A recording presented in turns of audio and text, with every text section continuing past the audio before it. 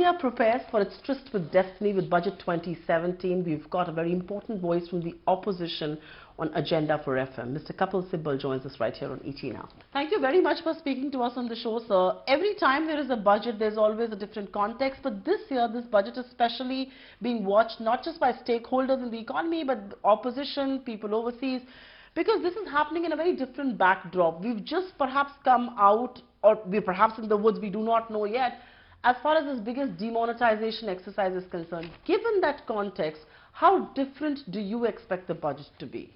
Well, I think we don't know the numbers yet, because we don't know how much money has come back into the banking system. And if all the money has come back to the banking system, that sort of suggests that there was no rationale To do this. The GST is not in place. The finance minister says hopefully by July the GST will be in place. So we don't even know the numbers there, because you have now 4 slabs, the 5%, right, the 12%, the 18% and the 28%. We don't know, because 2 or 3 things are very clear. Right. Number one, demand. There is hardly any demand in this country. There is no offtake of credit, right? So if any demand is going to be created, it's going to be through public investment, right? So how much money is with the finance minister to make that public investment is the crucial question. Which is going to be the engine of growth, actually. Which there is no other way, because as I said, there is no investment coming in, foreign capital is flowing out, and added to this is what might happen in the United States, because Trump has promised, President Trump has promised that he would bring down the tax rate in the US to 15%. The interest rates are on the rise. If that happens, then the whole dynamics of the Indian economy is bound to change. You're actually giving me a lot of cues for my next few questions, and I'm going to take them step by step. But I first want to go back to demonetization, because this is an unprecedented monetary exercise which will have implications on the fiscal exercise. What do you think will be the broad contours of the budget, or should be the broad contours of the budget, given demonetization, given the fact that we outlawed 86% of our currency, you know, and its effect will perhaps be felt at least in the next few months? I answered that question by saying that because you froze 86% of the currency in the form of 500 and 1,000 rupee notes, people at the moment are not willing to spend, even if they have the cash and they draw the money from the bank. They are not willing to spend, so demand is low, commodity prices are very low, farmers have lost on their potato crop and their tomato crop, right? So people are not buying. So the budget will have to look at public investment to give an impetus to demand. That has to be central to the budget. If I get it right, what you're essentially saying here is that India was a consumption story, and that consumption story has taken a dent. Let me just step back and ask you a very candid question, because you're known to be a candid man. You're not just a partisan politician. Why is it that the Congress took to streets and the opposition took to streets on demonetization, but the common man somehow did not revolt? Look at what happened in Venezuela. What explains the fact that the common man has just almost grinned and bore this? First of all, if you really look at the history of India, the common man in India has seldom revolted. Right.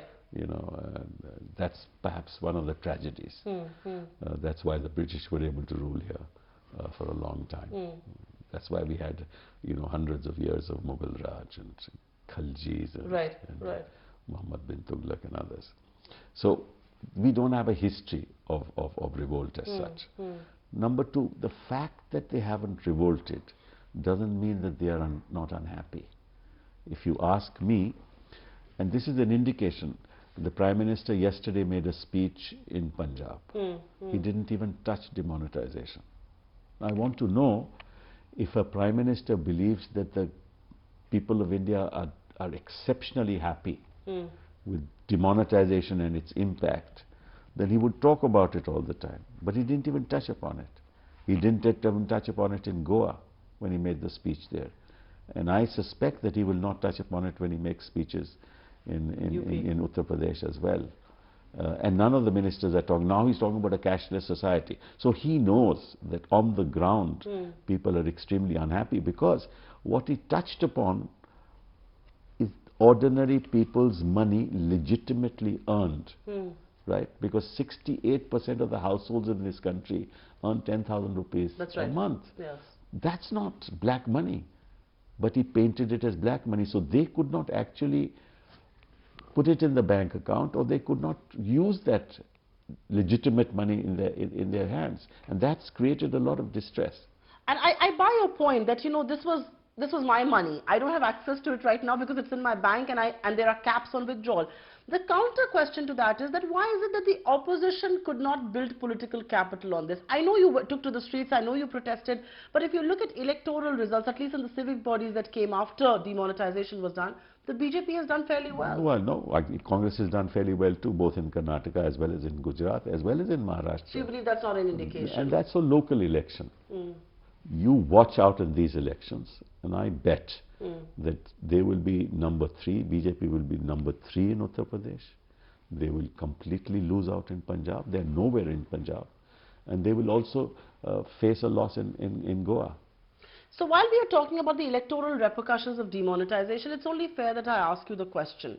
At this stage, when demonetization is done with, there are no longer queues because that exercise is over and done with. We still do not know the final figures yet.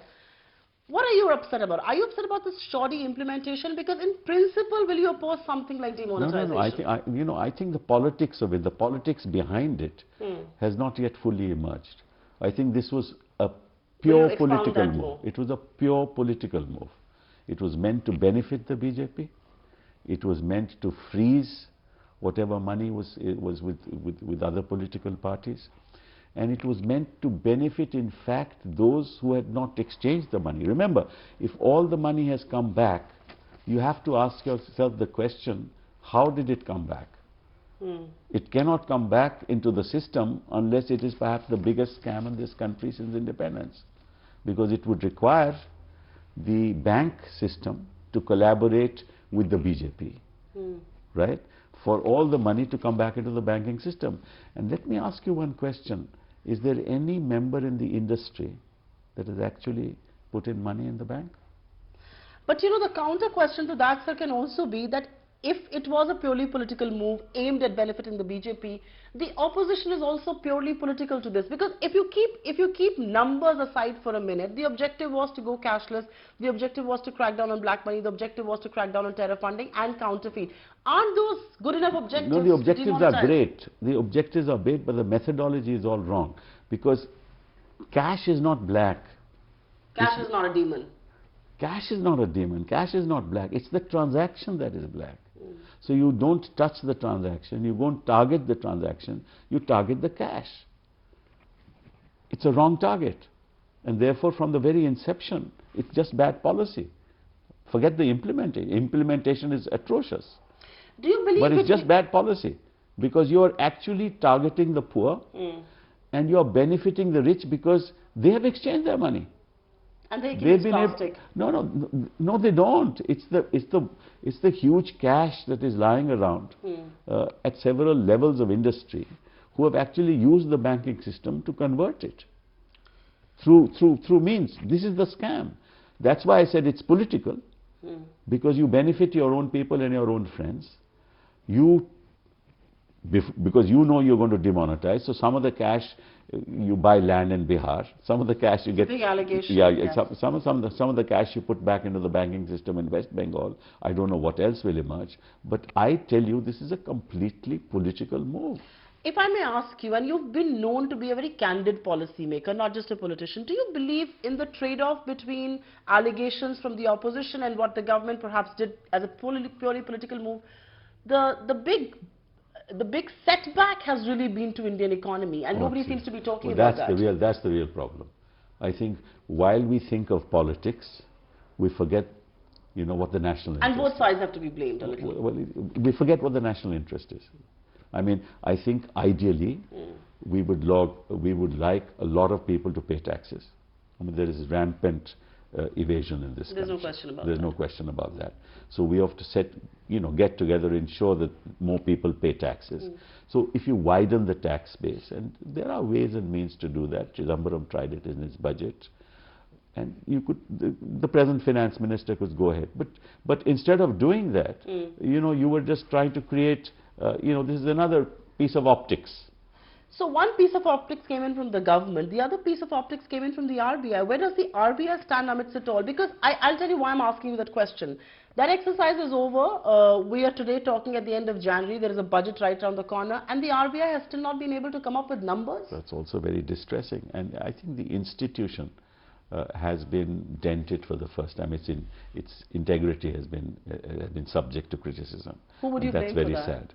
I think you blame the government and the RBI both. The other worry is the manner in which this decision was taken on the 7th of November. It's almost scripted in North Block and then handed over to the RBI. Absolutely. Scripted in North Block, handed over to the RBI. The nominee directors were not, all of the nominee directors were not there. Of the 21 were not there. And other than 2 of them, they were all government nominees. You've been an elected representative. Let's talk facts. Shouldn't the decision to do something like this actually be the government's? I mean, the RBI is not an elected institution at the end of the day. No. It's like this. It's like this. Monetary policy has to be controlled by the RBI. How many notes to print, how many notes to exchange, all that is RBI's. I mean, I don't think the government can force that decision on the RBI. And if an expert body... Which is why we have independent institutions. If an expert body like the RBI were to recommend to the government, I think the government would take heed and not overturn that decision, because they are not the experts. That's right. This happens in all institutions which have expert knowledge. And that's why even previous governors of the RBI, like Mr. Reddy, have criticized this. Mr. Reddy has himself said that he would also have resigned had they not. No, so has Vimal Jalan, and so has Mr. Vimal Jalan, so has Mr. Subbarao. So it's very sad that this country is... But do you believe because the budget is right around the corner, the RBI has to be blamed more? Because one doesn't know whether there will be a special dividend, how much of money has been extinguished. So in some sense, Mint Street is almost forcing North Block to budget in the dark, because nobody knows the impact of demonetization. That's what I said in the beginning. We don't know what the numbers are. And when he went before the committee, he said, I don't know. I'm yet to find out.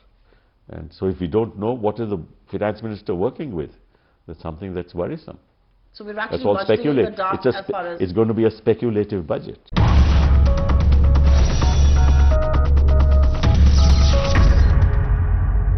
So you spoke about consumption taking a hit, and you're right, because India has been a consumption story all along and demand has been dented.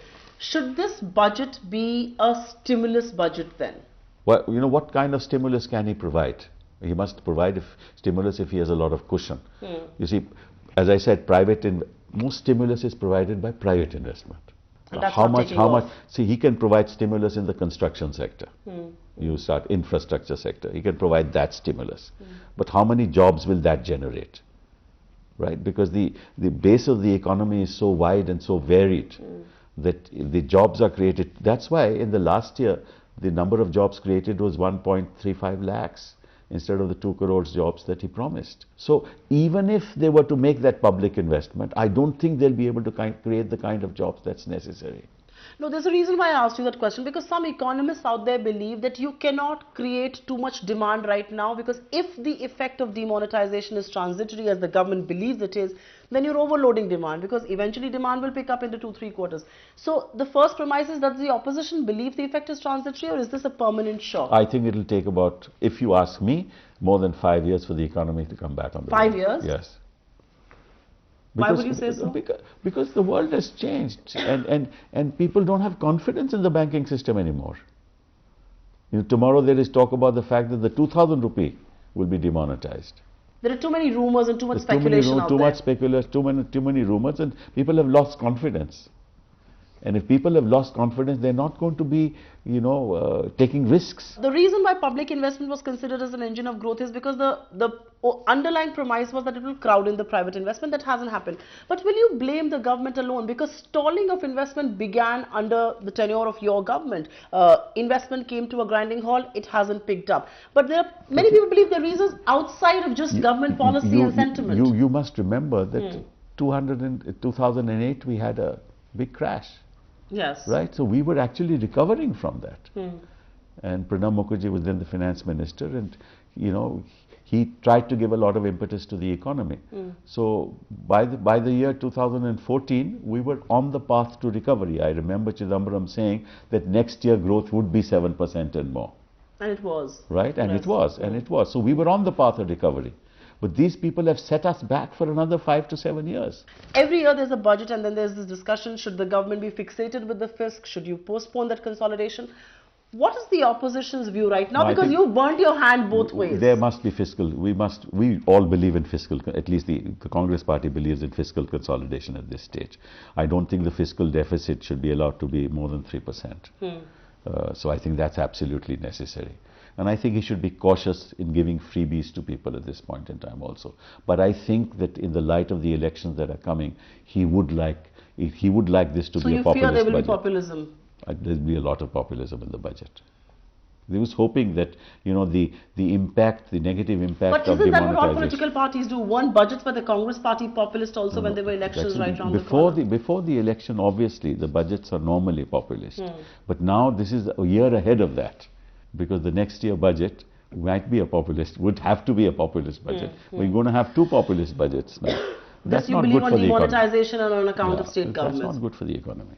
Do you say that because as a member of the cabinet that was taking decisions, you saw the impact fiscal deficit had on the numbers and kind of, narrowed your elbow room to make policy? That's true. That is true. It did narrow the elbow room. In hindsight, 2009 stimulus took you too long to get back to the path of fiscal consolidation. That's probably true. That's probably true. And which is why you would perhaps warn Mr. Jaitley to stick to fiscal consolidation. You spoke about taxes and you said that, everybody would want a wider tax base, and who wouldn't? I mean, our tax to GDP ratio is 2%, and why should some of us subsidize all of India is one sentiment. Does he have the elbow room to lower taxes? I mean, there is this He has public no choice. discourse. He has no choice. Quite frankly, he has no choice. Because he promised that incrementally he'd reduce corporate tax to 25%. That's right. He has not yet delivered on that promise, right? Hopefully he will deliver on that profits. But if you ask me, 25% is too high in the context of the fact that the global economy, the nature of the global economy is changing. At least if Trump is true to his words, he's going to isolate America economically, right? Definitely disengage with large parts of the world. So Yes. multilateralism will be on the decline, bilateralism will be on the increase. And if America reduces its tax rate, corporate tax rate in particular, even 25% would be too high. Does the finance minister have the courage to reduce it further? We'll have to see. I don't think it's a good idea to reduce income tax rates, Why do you say so? because that's a very small percentage of the total tax collection. Ultimately, the indirect taxes hurt the common man much more. Because if only X number of people pay their taxes, you're talking about giving relief to only X number of people. But as far as indirect tax is concerned, everybody. That's right. Yes. Everybody has to share in that indirect True, tax. true. So if you want to help the common man, reduce the indirect taxes, right? And keep the income tax, because otherwise that will have an impact on your fiscal as well. So keep the tax It will rate. reduce your revenue receipts. Reduce your immediately. revenue receipts. So keep the tax rate, income tax rate as it is. Reduce the corporate tax rate. But if you reduce it only to 25%, I think you're in difficulty. So it's not good enough. It's not good enough, because the interest rates in the US are going to go up.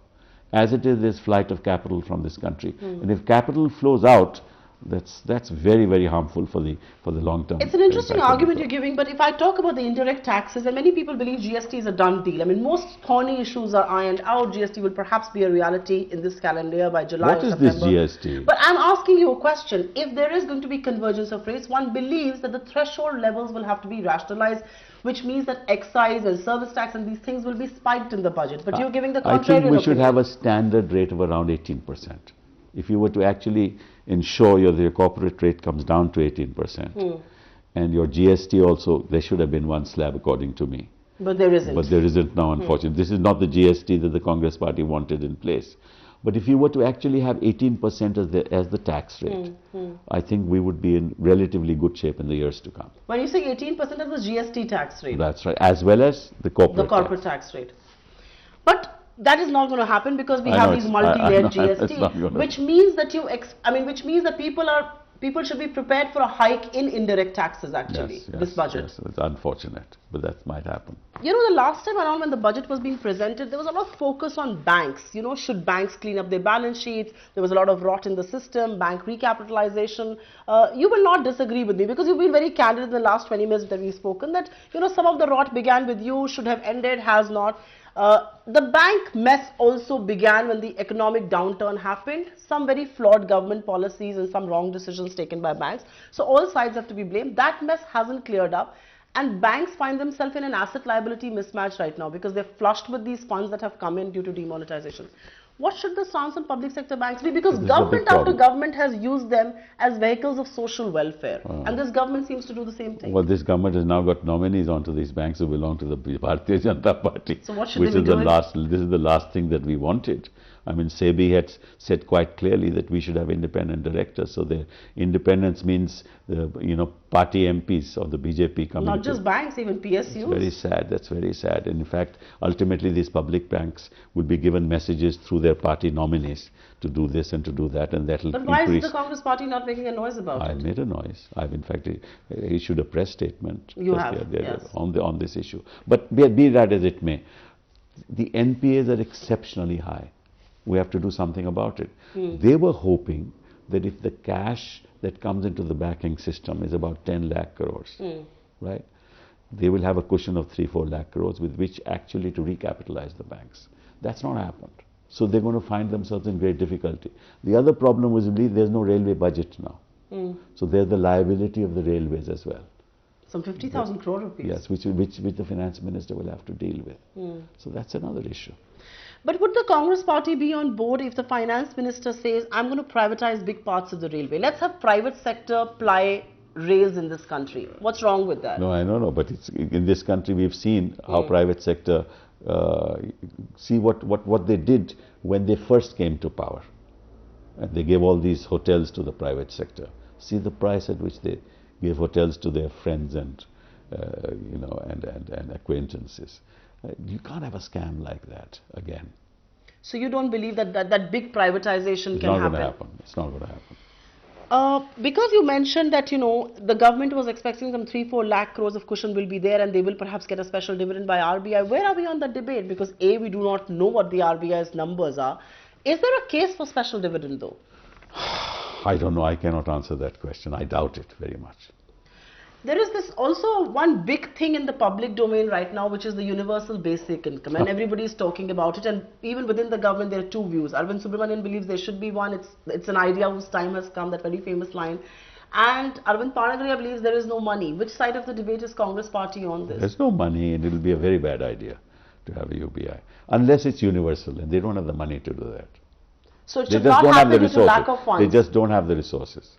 You know, 4 lakh crores is what they need. That's right. Where are they going to get the resources? So it should not happen because of lack of funds. Number one. And number two, it should, I think... It can't coexist with subsidies as well. Yes, it can't coexist with subsidies.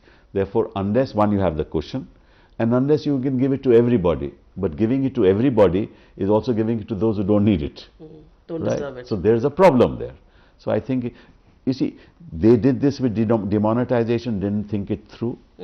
And I'm afraid if they try to do this again, they would have done something without thinking it through. And that's really been the hallmark of the last 2.5 years that we've seen of this. So the Congress party doesn't believe it's a scheme that we should burn our fingers with given our fiscal position right now. Absolutely. The UBI. Absolutely. I have a last question to ask of you, sir. Actually, two questions. One has to be on this. Incidentally, when you talk about the Congress party, I'm also, as an individual, giving absolutely, you my I understand that. I understand that. A very informed individual, if I may. But sir, you know, this is also the first budget when we are going to see the devolution of funds happen due to the 14th Finance Commission. Big chunks of money will be going to the states at large. Should then the owners and you know the buck, so to say, stop with the central government at all? See, this is again a problem.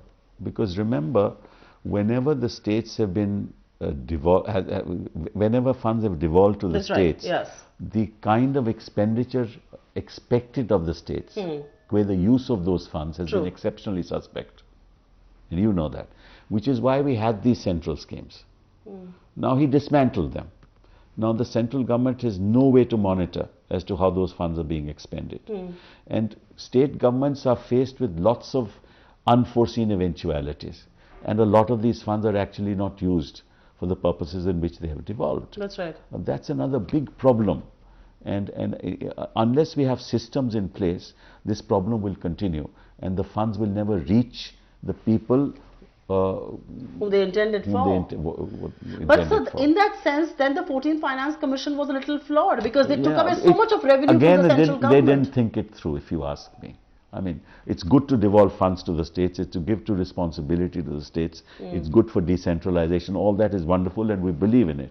But I think there must be systems in place before all this happens suddenly. Like you sort of did away, you had the Niti Aayog, right? Did away with the Planning Commission. Did away with the Planning Commission, but in the last 2.5 years, what have you seen of the, we don't even know what the Niti Aayog stands for. It does, that's true. A last question to you, sir. I mean, I think every government, and you've been a cabinet minister yourself, every government goes through this dilemma. Should the budget be prudent? Should it be populist? Should it be reformist? At a time like this, when the global economy is very, very uncertain, one of our largest trade partners, the US, wants to look inwards and not look at the world around us, and our own economy not picking up this demonetization, how tough will it be to balance those three things? Being a reformist, being a rationalist, and being populist? You see, this is an imprudent government, and they will give us a populist budget, and they will then expose their lack of rationale for the decisions that they have taken. This budget is going to be yet another bad decision unless the finance minister is able to put his foot down.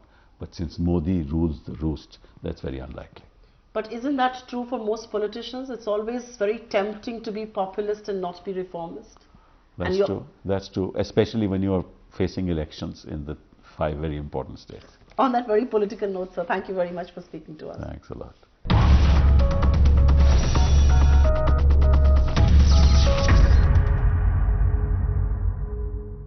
Find us on Facebook at facebook.com/ETNow, and don't forget to click the like button. You can also follow us on Twitter at ETNowLive. To stay updated with all our programming, hit the subscribe button on our YouTube channel by logging on to youtube.com/user/ETNow.